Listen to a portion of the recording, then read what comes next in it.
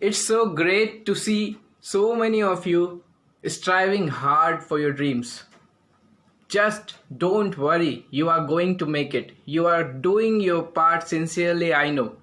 And I believe that you will make it this year surely. Just realize that nothing comes easy. The goal you have set in front of you demands a sheer amount of hard work and sweat. So just ask yourself, are you ready to give whatever it demands? And if the answer comes yes, success is yours. So this is Dr. Shivam. Lots of love and lots of respect from my side. You need to only remember this at this present time. What will matter in the end is your patience and your consistent action. Your consistent efforts is the thing what all is going to matter. So we are going to continue with our something very important high yielding stuff. Be with me. Thank you.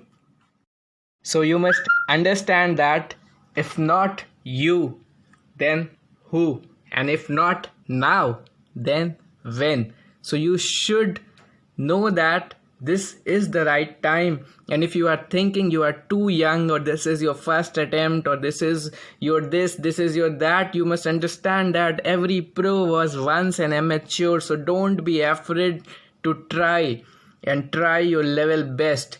You need to feed your focus, you need to feed your confidence, and you will be there surely. So understand your mistakes and study the hell out of them.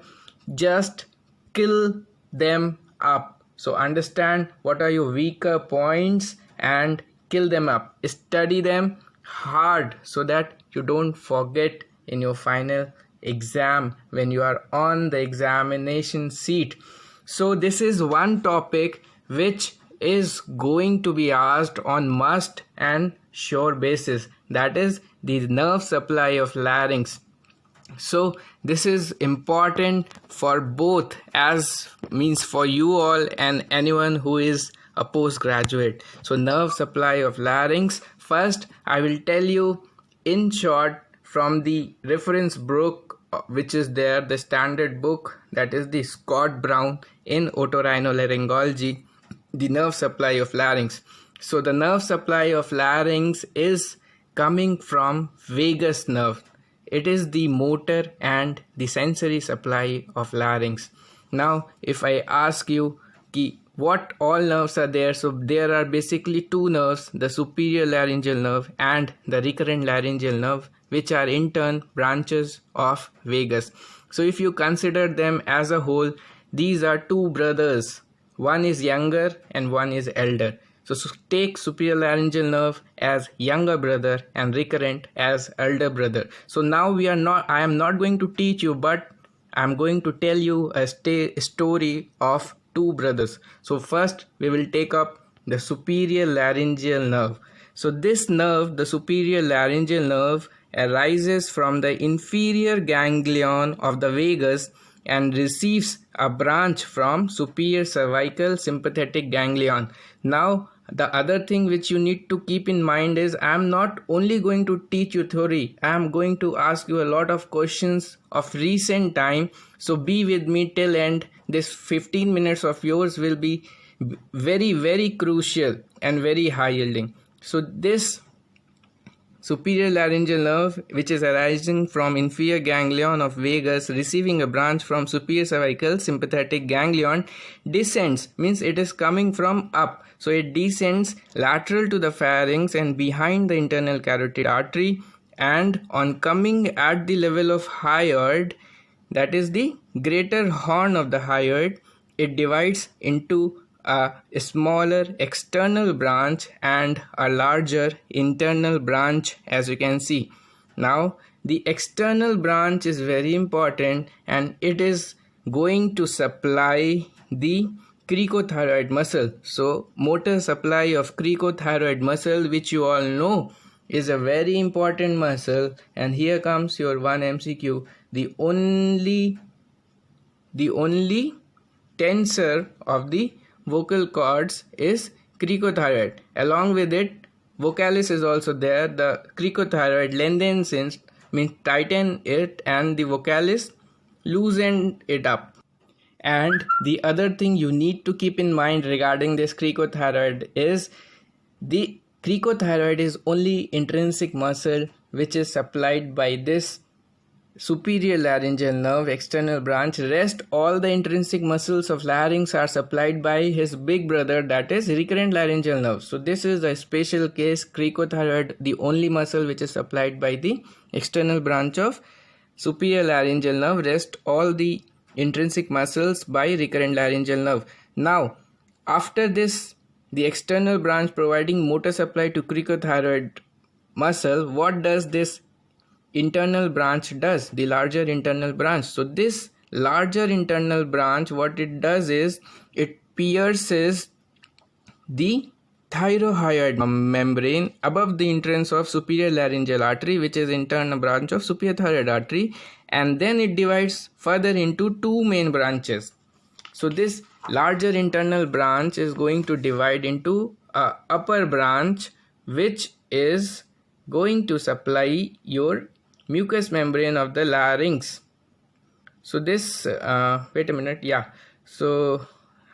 so this is going to supply the mucous membrane of lower part of the pharynx, epiglottis, vallecula, vestibule, and then descends into the medial part or medial wall of the pyriform fossa beneath the mucous membrane and supplies the aryepiglottic fold and mucous membrane of the larynx up till the level of pyriform fossa. So it is covering up your sensory supply above the vocal cord, and below the vocal cord, you know, your sensory supply is coming from recurrent laryngeal nerve.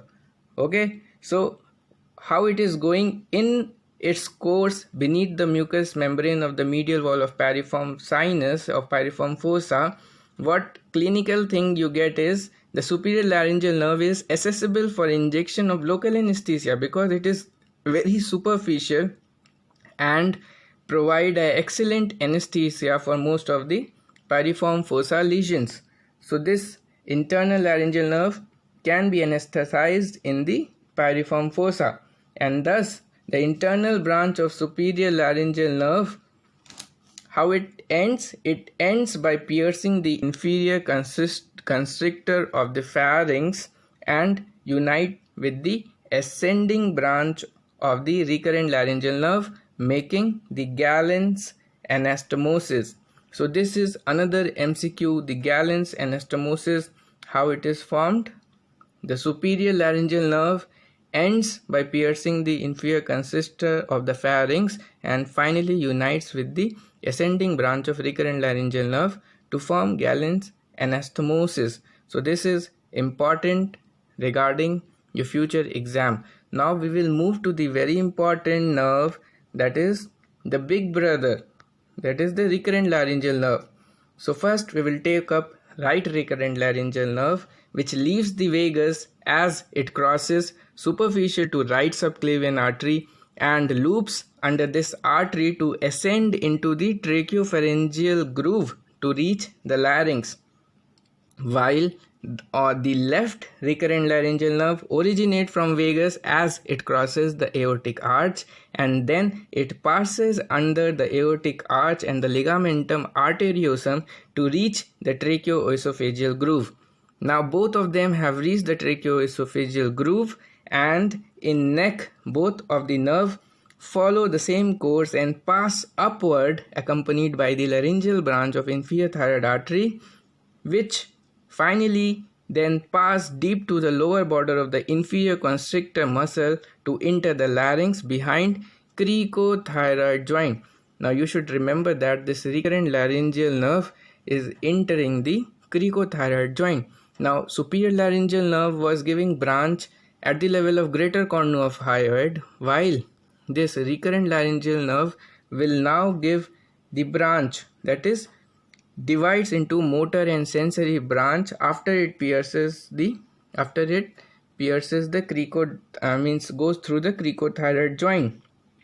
And the sensory branch, you all know, supplies the laryngeal mucosa below the vocal cords and the motor branch is supplying all the intrinsic muscle except cricothyroid, which was being supplied by, so comment me in the section, this cricothyroid is supplied by, as I have already told you.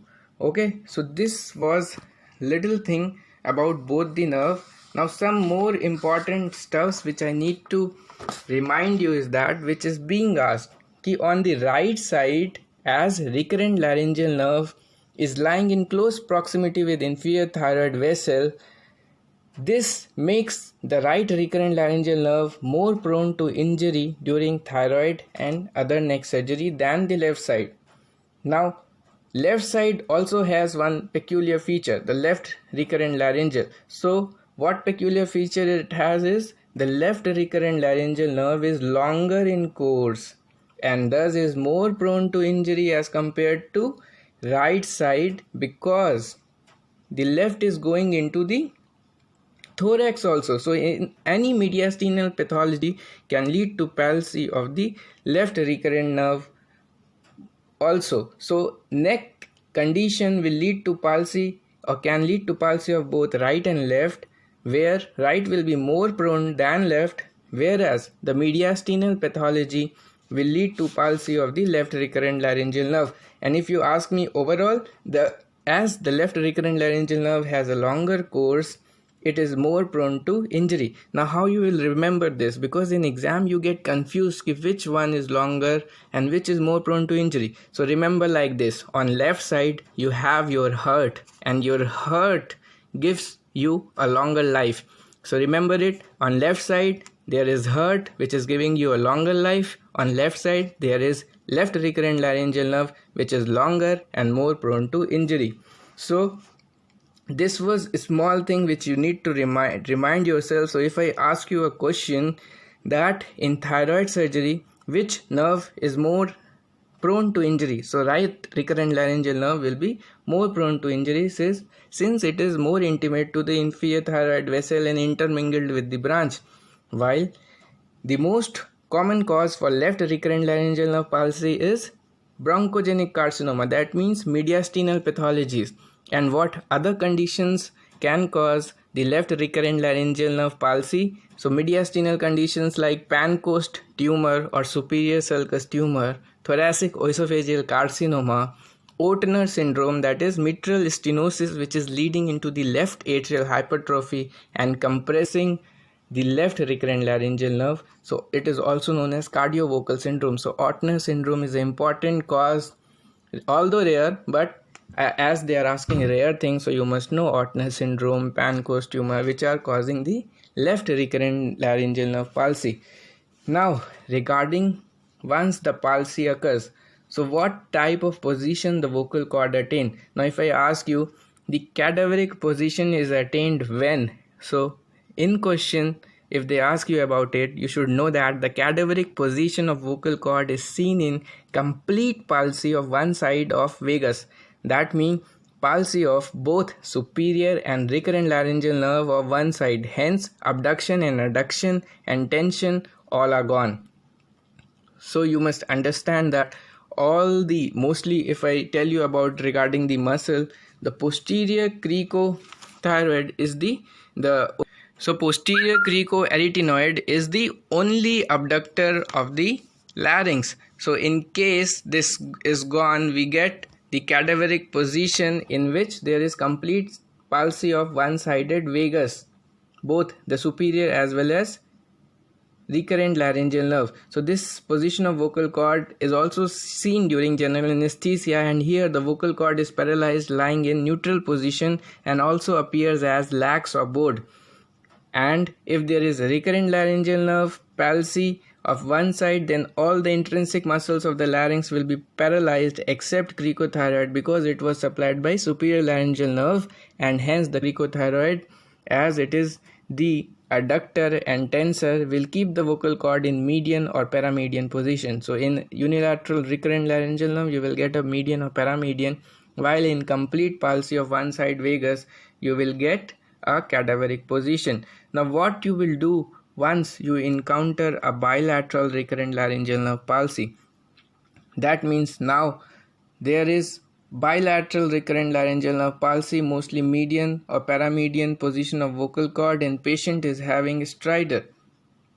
The presentation will be stridor because both the vocal cord are now in adducted position because the abductor, only abductor, that is posterior cricoarytenoid, is paralyzed.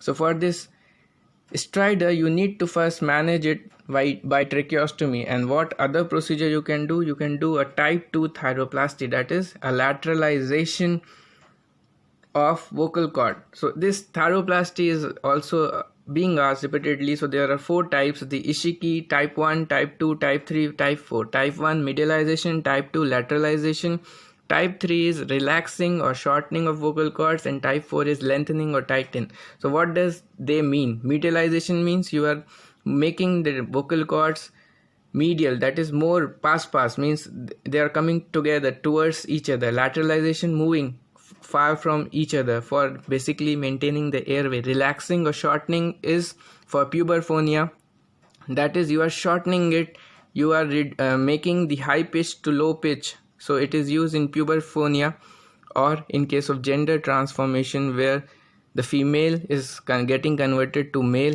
and wants a low pitch. In lengthening or tightening, it is done for androphonia where a female, where in case of androphonia where a male is going to transform into a female. So here the male is having a high pitch, a male is having low pitch voice and it's getting converted to female for getting a high pitch voice. So how you will remember this in exam? The name itself says thyroplasty. So P for type 1, L for lateralization, P for pass or medialization, LA is for lateralization, S is for shortening, and TY is for tightening. So this is a mnemonic to learn. This I have already told you that only intrinsic muscle that lies externally is cricothyroid. Okay, this was not told. The only externally is cricothyroid, and the cricothyroid and vocalis are the only tensor of the larynx. This increases the tension while vocalis decreases the tension. Other thing is, which is very frequently asked, is all intrinsic muscles are paired except interarytenoid, and this interarytenoid has dual nerve supply. Because it is single, it is supplied by recurrent laryngeal nerve of both the sides. So this was a very important point to remind you. And now we will move to the question. So let's move to practice some question and let us see you are able to answer them or not, because this is the thing which is going to matter, answering the question in exam. So most common nerve injured in the ligation of superior thyroid artery. So can you answer it for me? Yes, it is external laryngeal nerve. Why? Because the superior thyroid artery lies in relation with the external laryngeal nerve, that is the branch of superior laryngeal nerve, and ligation here in thyroidectomy can injure the external laryngeal nerve, while the recurrent laryngeal nerve was lying in relation to the inferior thyroid artery. Yes, so it is lying in relation to the inferior thyroid artery, and you will be interested to know what is the relation of recurrent laryngeal nerve with the inferior thyroid artery. So recurrent laryngeal nerve either lies anterior or posterior or intermingled between the branches of inferior thyroid artery at the lower pole of the thyroid, and thus can be injured during thyroidectomy. Okay, you understood? Now the second question is already answered. Recurrent laryngeal nerve closely related with inferior thyroid artery. Which of the following muscle is not supplied by the recurrent laryngeal nerve? So easy. Even if you don't remember all the names of intrinsic laryngeal muscle, but you know that the only intrinsic laryngeal nerve which is not supplied by the recurrent laryngeal nerve is cricothyroid, supplied by the external branch of superior laryngeal nerve, and hence the answer here. So see how easy it becomes once you know the theory. Cricothyroid muscle is supplied by, again the same question, external laryngeal nerve. Okay, so they are asking again and again the same question on different on same concept, different question. Sensory supply of the larynx below the level of vocal cords. So you know that the answer here is recurrent laryngeal nerve. Okay, Now, recurrent laryngeal nerve has the following course in the neck. Now we'll see the option. It passes anterior to the inferior thyroid artery. Yes, maybe, because it's a PGI type question. It passes through the sternocleidomastoid. No. It passes between the branches of inferior thyroid artery. Yes, that's why it is more prone to injury. And D, it passes posterior to inferior thyroid artery. Yes, can be. And it is superior to inferior constrictor muscle. No. So here the answer becomes A, C and D. Now cadaveric position of vocal cord is, so as already told, that cadaveric position is the neutral or intermediate position. So it is called this position because it occurs in the complete palsy of vagus. In simple language, a completely dead vagus nerve, that is both the superior and recurrent laryngeal nerve of that side, is paralyzed. Hence neither abduction nor adduction and tension is happening. So the vocal cord is paralyzed, lying in neutral or intermediate position, and there will be bowing as well. So moving to other question. On laryngoscopy, position of the vocal cord is cadaveric. This means paralyzed and bowed. So this is the answer, paralyzed and bowed, B.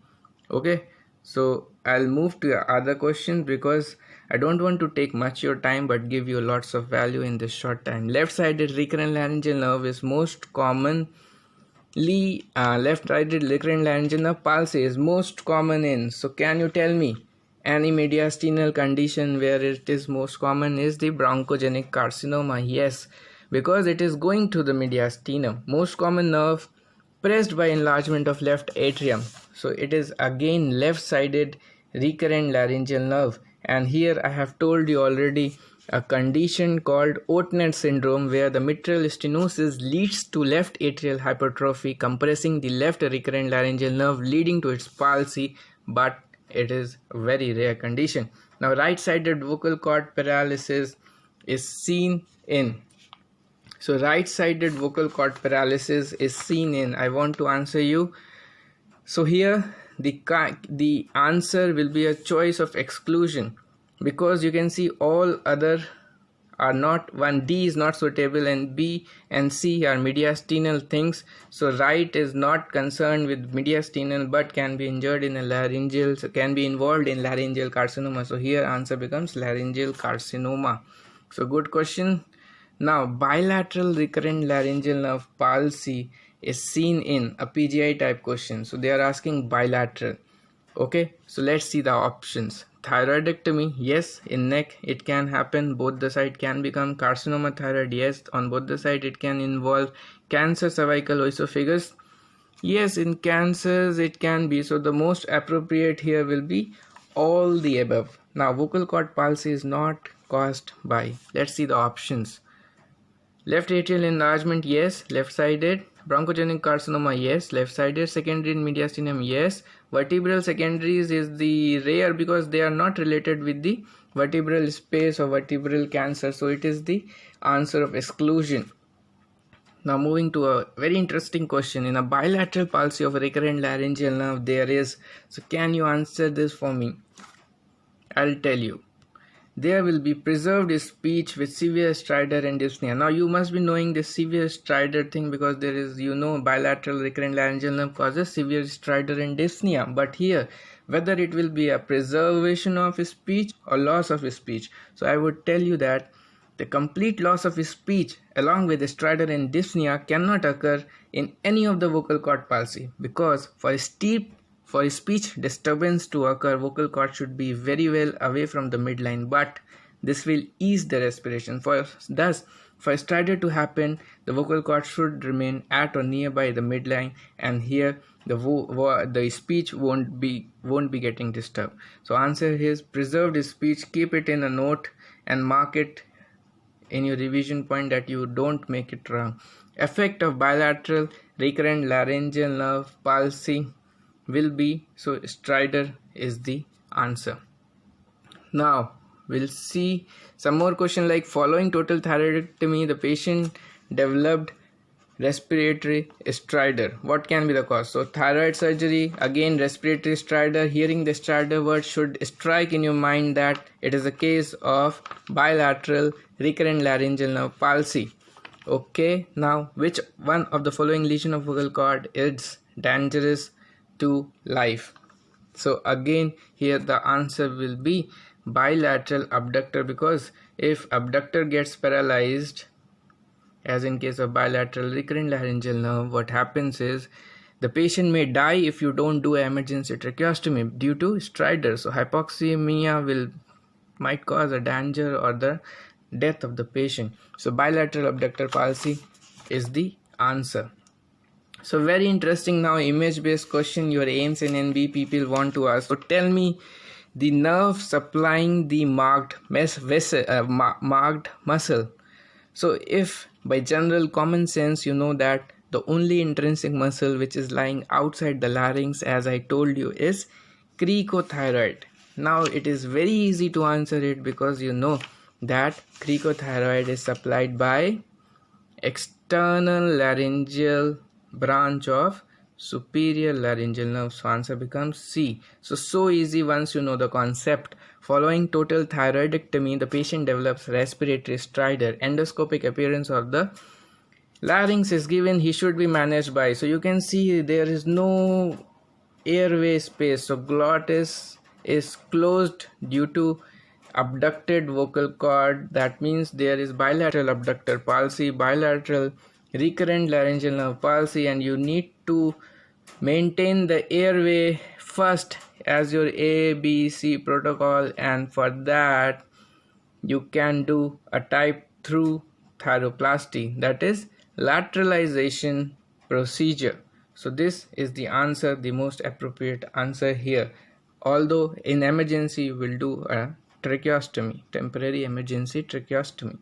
Now moving to another question. A patient presents with complaint of aphonia given both during inspiration and expiration. What has happened? So basically it is a total adductor palsy. Both the vocal cords are abducted. Okay, so by the figure itself you get to know that it is a total adductor palsy. Both the vocal cords are away from each other, and so you get this type of picture. So we'll end this session, do not want to prolong it, but this was a very high yielding and valued video for you. Hope you enjoyed it and gained something, and now I assure you that you won't be getting anything extra from this, and you are not going to make it wrong if it is asked in the exam, and they cannot ask anything out of this. So this is Dr. Shivam. Thank you for your patient listening. Stay happy, stay confident, and do the thing which matters. Do the right things. Thank you.